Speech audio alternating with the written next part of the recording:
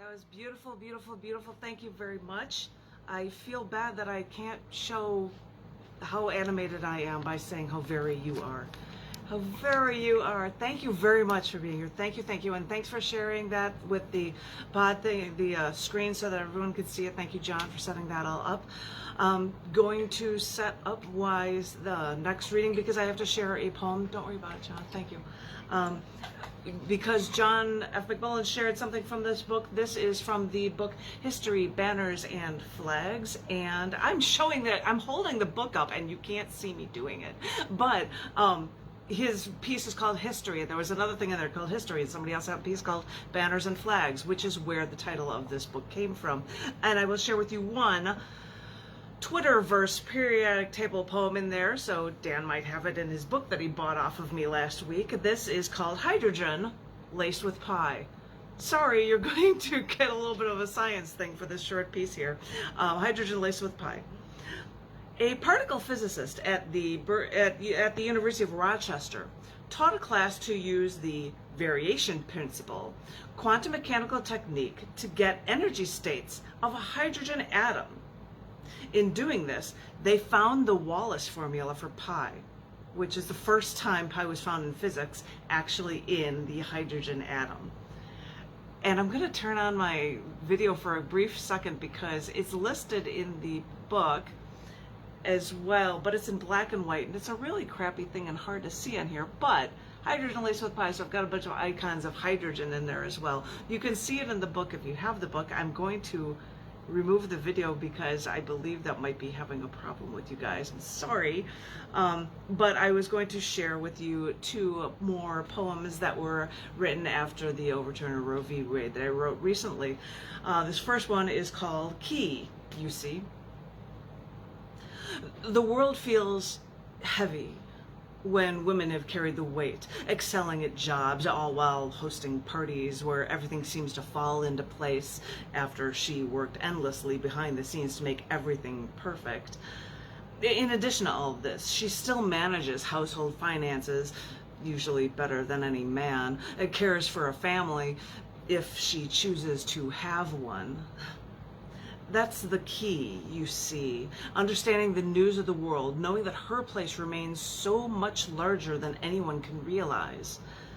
From the insect world through the animal world, women have ruled over their family when matriarchs made sense and flourished. Other species kill their mates after the deed is done. But the beauty is when, without the death of full-grown males, the queens can choose how their family can grow. They've managed everything else. They should be able to decide on this until a religious and conservative male-dominated government decides to take those rights away from the female sex.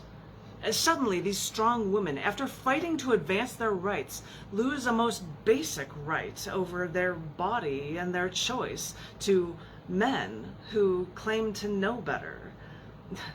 When men can choose to relinquish nearly a year of their lives with weight gains and hormone changes that may force some men into a psych ward, just to relinquish their lives again, years, decades, for something they didn't want, then men can choose that it's better to not cut the seed of the weed before it grows so unmanageable that they're forced to be a servant to something that they never wanted.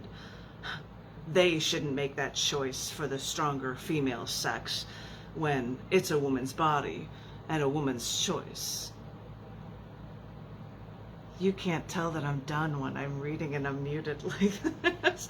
But I've got one more for you guys, and it is called Use Any Angle.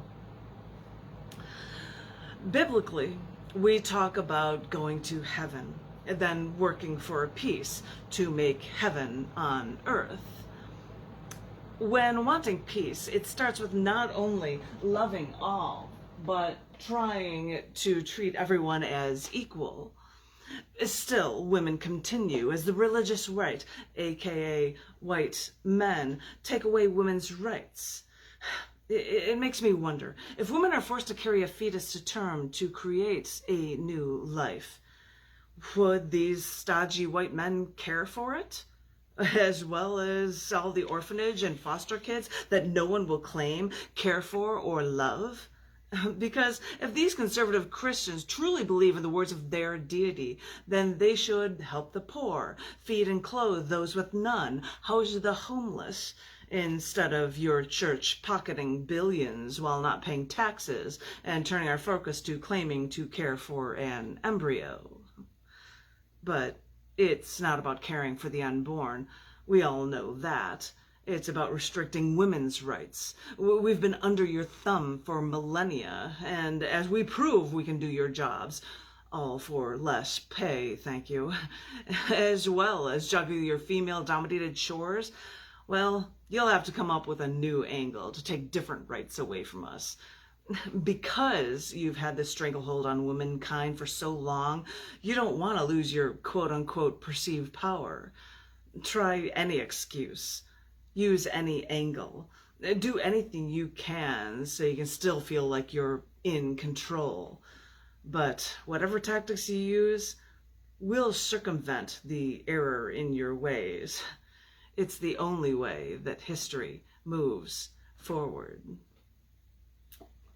There you go. There's my ranting time. Now I'm done. We will go through one more round with everybody as... Oh, that was a very useful rant there. That was a very useful rant there. I can sound... Janet is she so very angry? You're so very angry. I'm so very... So very. There was a movie. So... There was a movie from '88 called Heathers, and they would just use like this valley-like talk, and they're like, "You're so very," and I'm like, "I'm just gonna say that today. You're all so very." So that's classic. If I'm gonna say double plus good, or call you all darling, I'm just gonna say you're all so very today. So that was my way to call it out for you guys. But we will go into the next round. We will do one more round through, and if it goes over 5:30 or whatnot, as people are coming and going, we'll just do one more round and leave it at that, I think. And then we'll celebrate the 4th early, because Chicago does their fireworks on the 3rd, so that you can then take the night off after partying. I'm gonna see if I can watch that. I don't know. Never mind. Anyway, John. I'm not celebrating. What? I'm not celebrating. Yeah. Well, I'd be watching fireworks on a TV with my bad internet reception, so let's see how that works. Anywho. Protesting the loss of SMRT. Well, I'll talk about that in the next round. In the next round, as we close out this thing. But I will give it over to John F. McMullen to let him read Are You Ready? The man who is so very, are you ready?